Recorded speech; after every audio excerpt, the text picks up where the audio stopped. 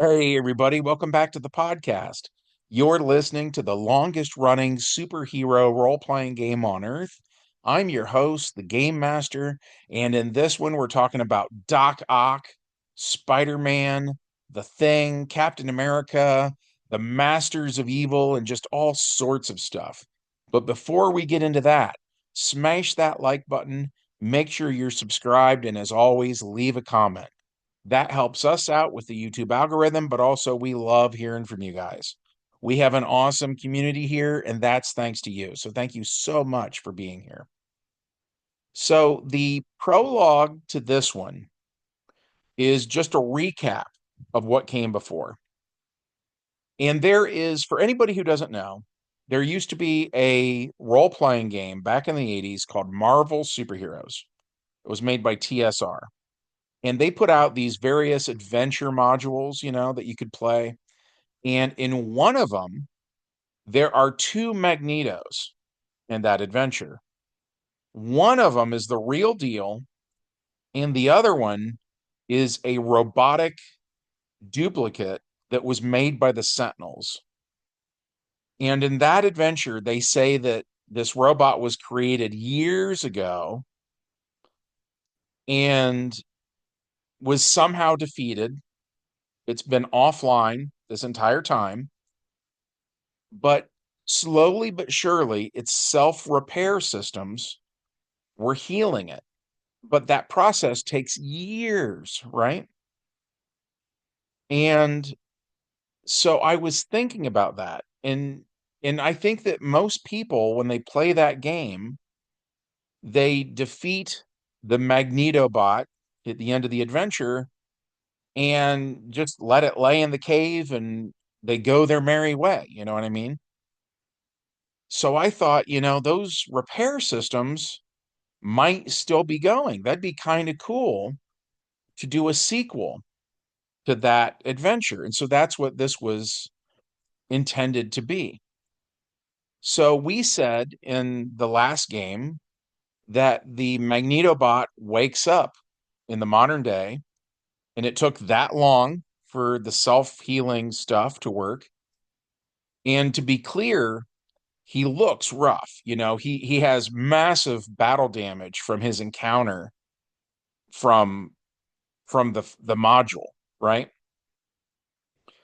But he has magnetic abilities and he can sense the electromagnetic emissions of this fusion reactor out in California.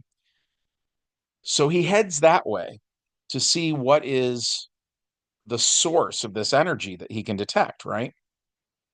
And it turns out that this is a facility underground. It's underneath a place. I don't have it in front of me right now, but I want to say it's called Pacific Park.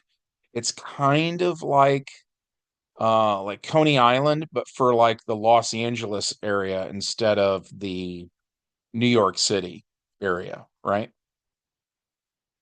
But so there's this villain named Arcade, and he can make these underground facilities, and there's a lot of stuff I could say about these places. But the thing that always jumped out at me personally was he had these machines there that I would assume he made, but this machinery has the ability in a very short period of time to duplicate another Marvel character in the form of a robot, right?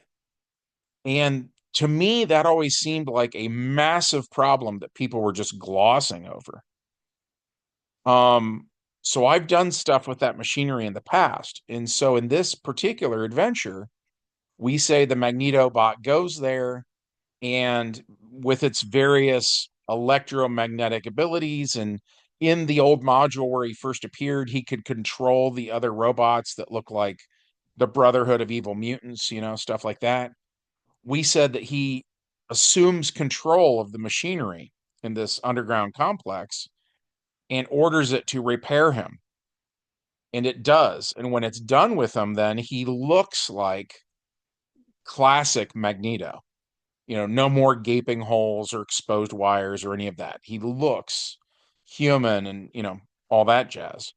And so then he tells these machines, now make me the masters of evil. And they did. And so basically that's it. That's the prologue. So in this adventure, when we get to the main plot, it starts off with a robotic duplicate made by these machines, modeled after Dr. Octopus. And we called it the Doc Ock bot. So it goes to the East Coast to a shield facility that is sort of like an impound yard. And here is another robot from an old Marvel Superheroes adventure by TSR, and this is called the Octodroid. And this is if you play the old Phase Rip system, you've probably heard of the Octodroid because if I remember correctly, when you bought the box set, that was like the first adventure most people played, right? And anybody wanting to know what the Octodroid looks like, I used it for the channel art for this particular video. But it is a huge kind of sentinel-sized robot that is totally silver, and it looks like Dr. Octopus. And just as the Magneto bot in that old TSR module, it wanted to create more mutants, right? It was trying to use radiation to accomplish that. So it seems like it shared Magneto's motivation. You know what I mean? And that kind of reminds me of the Vision from Avengers because the Vision had the brainwave patterns of Wonder Man. And so that was kind of my take on these robots is they kind of have the brainwave patterns of these villains. So even though the Doc Ock bot is sort of freshly fabricated, it thinks like Dr. Octopus and it has a sense of ownership over the Octodroid. And then the other thing I was kind of doing with it is it knows it's a robot. It's not like the replicants from Blade Runner or something where they think they're human. So then we also gave it this sort of sense of kinship or something that, yes, I own this robot. You know, me and the other guys on this team are also robots. We want this to be, we want to bring it into the fold. You know what I mean?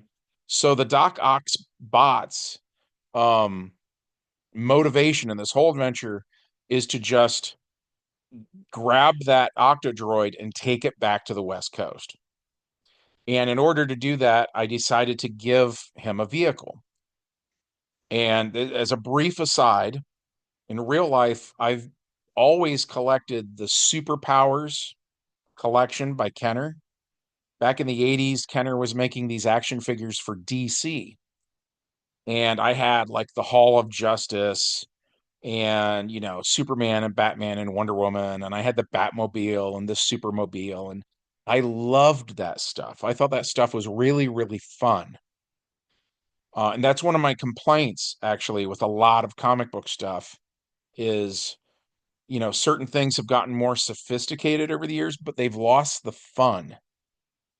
And I think that's a problem. I you know, I could get on a big soapbox about it, but suffice it to say, I wanted to bring some of that back, right? And I know I'm talking about DC, but then Marvel in the 80s had action figures called the Secret Wars collection. And they also had vehicles that came with those. And I thought those were really cool. I actually have vivid memories of being on vacation and my mom buying me all of the Wave 1 figures for Secret Wars. And for a lot of those characters, that was my introduction to them, that I had no idea who Iron Man was before that, you know? So I decided to kind of, I don't want to say it was an homage to any specific vehicle from those two toy lines. It was more like I was just nostalgic for kind of like the spirit of that era, if that makes sense. So I decided to give the Doc Ock bot a flying saucer. I just figured that if the machinery here can make all this other stuff, I mean, we're talking about some really high tech gadgets, you know what I mean? So I didn't think it was that crazy at all to assume it could make a vehicle. So I gave him what was basically a flying saucer. And if you think of the way they would often draw a flying saucer in like old cartoons and stuff like that, sometimes around the ridge of the saucer itself, because usually there's kind of like a glass dome or something in the middle. But then out there at the very edge, they would have like porthole looking things going all the way around it, right? So I put eight of those things on the saucer, and then it turned out they were like little door things that a tentacle could come out of. And so then the saucer could use these tentacles to extend them down and try to pick up the Octodroid. But then the other thing it was doing was it would put them so they were touching the ground, and then it would like walk around. And that was sort of an homage to War of the Worlds by H.G. Wells, because they had the Martian tripods. And obviously the tripods had three legs. My thing had eight, because I was trying to stick to the octopus motif for my Doc Ock bot. But you get the idea. I figured that if he has this guy's mind, and if our version of Dr. Octopus is the kind of guy who would build a 30-foot tall robot of himself, you know what I mean? It's a little on the Silver Age side, if we're being really honest. But not, I don't think it's in a bad way. I like it myself. So I just thought it felt right. So we did that. And so then from the hero's point of view, that it's Captain America, the Thing, and Spider-Man show up and have to deal with this. And it was really just a straightforward beat 'em up, right? And so one hero is focused on Doc Ock himself, and that was Spider-Man. One hero is focused on the Octodroid, which has now been reactivated and is awake again, and that is Ben Grimm. And then the last hero, who is Captain America, is trying to deal with the flying saucer. So he's doing stuff like standing on the edge of the saucer there and using the shield and trying to bring it down, because the tentacles have that kind of like the black stripe thing that represents where there's like a bend in the pipe. You know what I mean? So he's trying to like strike weak points for massive damage, basically. Um, well, see, here's what happened is it was one of those games where the heroes got really bad rolls. like like all night. It was nothing but bad rolls. The bad guys got good rolls. So at the end of the day, all three heroes got knocked out. And I just left it at that. So when they wake up, then that is the epilogue. They wake up and the Octodroid is gone. So of course, I'm going to use that in a later adventure. We just haven't done that yet. And then the various heroes, they sort of compare notes and stuff and, say to each other, the basic stuff you'd expect. And they go their separate ways. And then everybody tells their respective team members, like Cap goes back to the Avengers, for instance, and he tells them. And Ben Grimm goes back to the Fantastic Four and he tells them. And Spider-Man tells his mom, who is the former Spider Girl. We're calling her Spider Woman now. But she's the daughter of the original Spider-Man. He tells her. And um specifically, I guess what's worth mentioning here is so Steve Rogers, who is the leader of the East Coast Avengers, calls Tony Stark, who is the leader of the West Coast Avengers, and tells him, everything that happened. Um, and that was it. That was the game. Um, the thing I wanted to talk about afterwards. There's this idea that keeps popping up in the comments section on YouTube, and I totally get it. I understand why people feel this way. Um, for me personally in my games, like this game, for instance, by itself was very straightforward because the prologue, I was doing that kind of more for your benefit as the listener, right? Because I know a lot of people don't listen to every single video that I do. They just listen to the ones that have a character they really like, right? So let's say somebody likes Ben Grimm, and maybe that's why they listen to this video. They didn't listen to the last one then. They have no idea what happened in the last game, and I didn't want them to feel like, what is going on, that kind of thing. So in this game alone, you could boil down the plot to Doc Ock tried to steal a thing. The heroes tried to stop him. The heroes failed and got knocked out. That was the game, right? It was that simple. Um, by itself, I mean, if you're only looking at this one game session, that's all that happened. If that's all I ever did, I feel like that would be really, really boring. And there's this famous saying, keep it simple, stupid, right? I feel like a lot of us had heard that. I'm not so sure I agree with that actually, because it's been my experience that simple often translates to boring, at least with my players that I've had over the years. So personally, I tend to think that complexity equals interest. And so a lot of people see my channel and see all the stuff I'm doing, right? And get overwhelmed because it is really complicated. And like I've had people use the word chaotic to describe it, right? But if you think about it, because I'm describing a world, imagine someone trying to explain Earth to someone who knows nothing about Earth, right? That person, this alien or whatever that you'd be talking to, would probably feel pretty overloaded too at just the sheer amount of information you're hitting them with, right? So that was the other thing I wanted to say is when I run the game, like with this, it's just this one little part of a bigger story, right? And then the next time I run a game for these players, I'm going to do something that is going to add, 1 degree of complexity. That will hopefully be the thing they think is interesting. I haven't even decided what it is yet. I'm just saying though, that's how I work.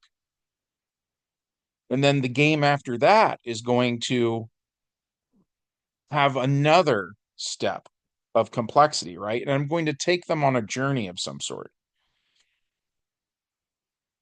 But for the players, they have a week between each game session to kind of slowly soak it in into kind of roll it around in their head and get it, right? And then the players are usually not confused. But the thing is, in 2024, like back in 2023, I was only uploading to YouTube once a week. I'd run a game on a Saturday. Usually I would record a video on a Sunday, and then usually I would post the video on Monday morning at 8 o'clock. And that was all I would do all week long. And then the next Saturday, we'd play another game and so on and so forth, right?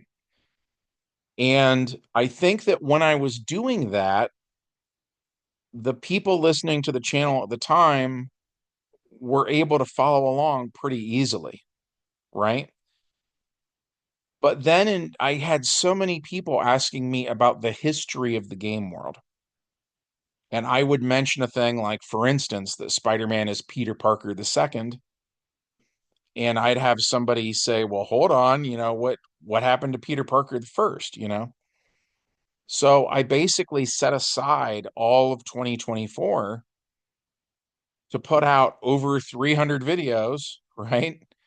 That in that year's time, I was doing daily uploads and trying to take 40 years now of playing this campaign and to compress it down into like 10-minute long videos or 20-minute long videos or whatever to try to give everybody a full understanding of what the game world was like. And if you watch all of the videos in their entirety, you're going to completely understand the game world, I think. That's what I set out to do anyway. And honestly, I really don't expect very many people to do that. But even if you just go back, if you go to the videos tab on my YouTube page, and if all you do is look at the thumbnails, I also designed it so that the thumbnails are almost like comic book panels. And then they are telling you the story of the game world. So if you see that I said Superman first debuted in 1938, or Batman was 1939, or the Fantastic Four was 1961, or the Crisis was 1985, or whatever, right? You're going to learn a lot from that. You're going to go, oh, he's using DC and Marvel. Or you're going to say, oh, he's using real time instead of comic book time, right? Just looking at the thumbnails is going to tell a person a lot, right? But here was the downside of everything I was doing in 2024. For instance, just completely at random, in the year 1996,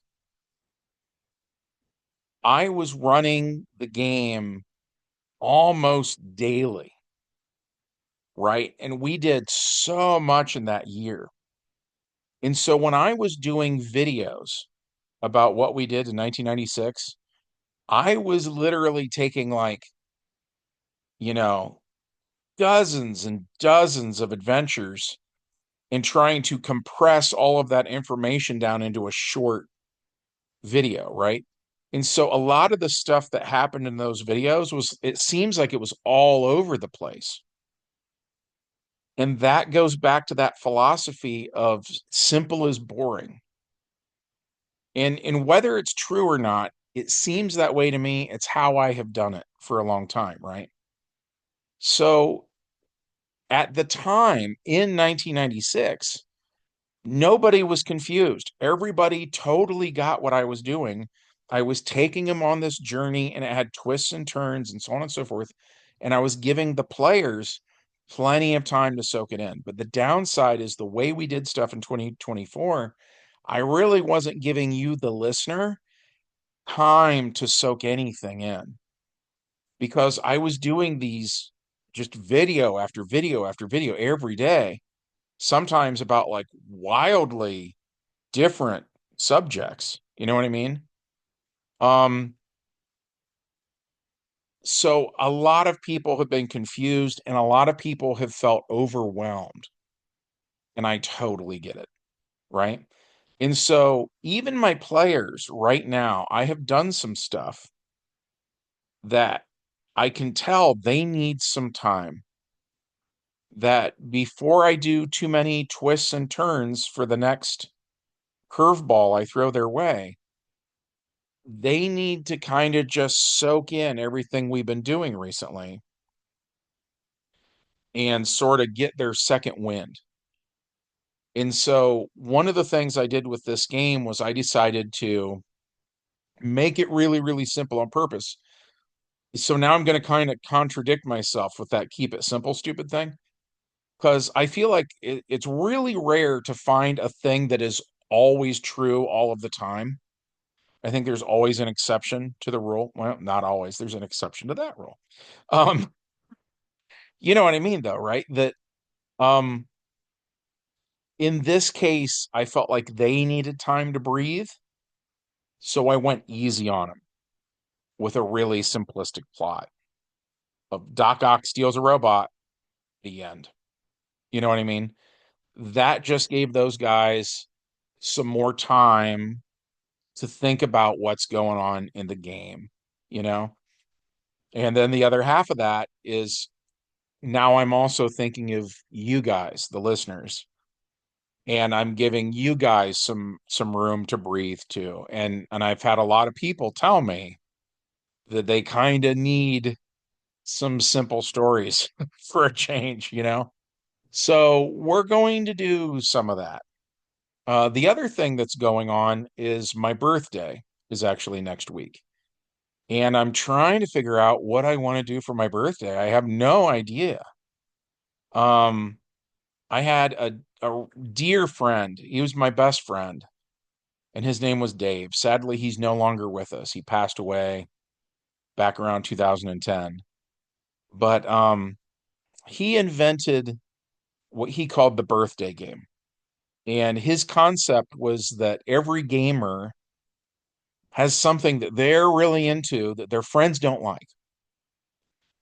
And he said that when it's your birthday, what everybody else in your gaming group should do for you is be willing to play that game that you're into that they're not into. And it's a one shot. And you kind of get your way in that game within reason. Obviously, if someone's like, I want the Infinity Gauntlet and I want to destroy every villain and I want to, um, I want to wreck the game world, in other words, yeah, it, not that far, right? There are limits. But uh, if one person, for instance, is really into I don't know, like for me it would be Transformers, right? And Dave was not a Transformers fan, but if it was my birthday, we might play a Transformers game and I say, you know what, I want to be Optimus Prime. And even though he didn't like Transformers at all, he'd go, okay, yes, absolutely, for your birthday you're Optimus Prime. And then usually he would run the game for a change and give me a day off. That was kind of nice too. So like I say, my birthday's next week, and I have no idea what I want my birthday game to be. So I need to think about that.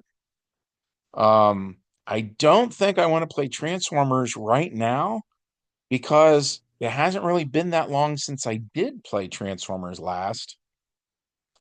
So that itch has kind of already been scratched for me. Um, so I'm not sure. I'm open to suggestions, by the way. I always say the thing about leave a comment. And sometimes at the end of these videos, I'll say, you could comment on this or you could comment on that. Give me suggestions for a birthday game. What sounds like fun?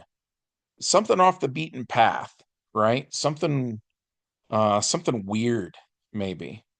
Um, but yeah, I'd be curious to hear what your suggestions are. On my end, I think that's it. I think I said everything that I wanted to say. For everybody who feels overloaded on all the stuff we've been doing, I mean, we have covered a lot of ground. And I had some ideas for Earth H where I was going to interweave some stuff with Earth K. Um, that for sure was confusing for people. The Earth H stuff got a lot of thumbs downs. I hear you. I understand, I'm going to chill out with the Earth H stuff for a bit. I'll do some more stuff with it down the road. But again, I'm going to let people kind of soak everything in and you know what I mean? And this, I guess one last thing. Um, I've said this before, but I really do think it bears repeating. There's this thing called pointillism. Not most people don't know what it is. I've talked about it before. It because my day job is I'm an art teacher. Pointillism was kind of like the precursor to pixel art. And there's an example of it in the movie Ferris Bueller's Day Off, where if you get up really close to this painting, all you see is dots, different shades of green, different shades of orange and blue and stuff like that. And when you're up close, it doesn't look like anything at all. But when you back away, if you just keep backing up further and further and further, It is. It's like pixels on a computer screen. And then when you see all of the dots, you literally see the big picture. I've been to a lot of art museums where each dot is like the size of a quarter on a wall. And you will walk in the door next to the dots. They want you to see just the dots at first. And then they kind of use like the red velvet ropes and they guide you through until you get to the far end and there'll be a plaque or something there that says sort of like turn around.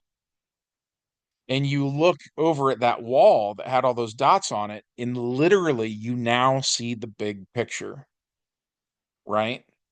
And so for years now, my philosophy as a game master is that each adventure by itself is just a dot, right?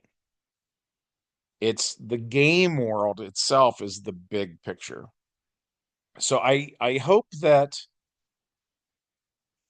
that has been your experience as well, and I hope that you're enjoying it. And if anybody listening is a game master and they have not approached things that way, if you choose to do so, and if it works out for you, I hope that's the case too. I would love for all of us to kind of maximize how much fun we are able to have. I think that'd be pretty great. But yeah, I'm going to shut up. I've been talking for too long. That's it for me. Leave comments about birthday game ideas because I am drawing a total blank, and that would be kind of a bummer to just not play a birthday game this year. So yeah, hit me with some suggestions. While you're doing that, hit that like button and make sure you're still subscribed. Literally this week, I had somebody reach out to me and they were like, "Hey, you know that thing you're always saying about how YouTube unsubscribes you without telling you?" They did it. They unsubscribed me. And I was like, "Yeah, man, that's why I say it. They do that. It sucks." So yeah, check it. Make sure, uh just take a quick look at the subscribe button and make sure that everything's cool. It happens more often than you think for a lot of people. But yeah, I'm gonna shut up. That's it for me. From everybody on my end associated with the longest running superhero role-playing game on earth, we hope you guys have a good one, and we'll see you in the next adventure.